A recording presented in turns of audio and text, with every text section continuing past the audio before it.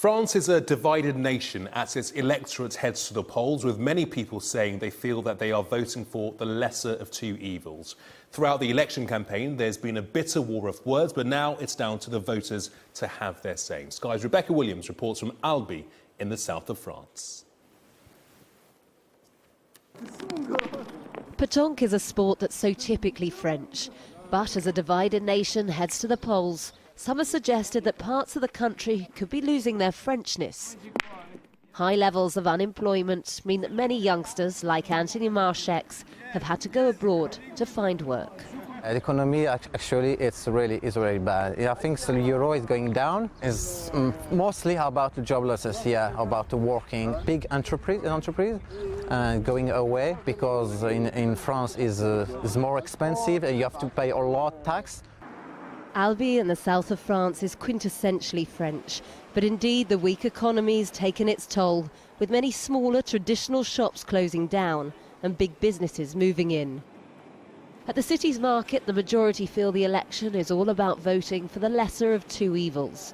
But Valérie Salarias moved to France with her husband Jean-Paul 50 years ago, and they've both made up their minds. It's clear for me. The choice is not very... The choice is very clear. Yeah. It's very clear for us, but not for a lot of people. Because for us, it's very important to the Europe organization. It's very important for us. Whilst others here in Albi believe change is much needed. We have to stop crying about yesterday. We have to watch today and tomorrow. We are not voting for someone, we are voting against the other one. And that's not a good way to vote. A huge proportion of people like Leo Brem, who set up a support group in Albi for the left-wing candidate Jean-Luc Mélenchon, say they'll abstain.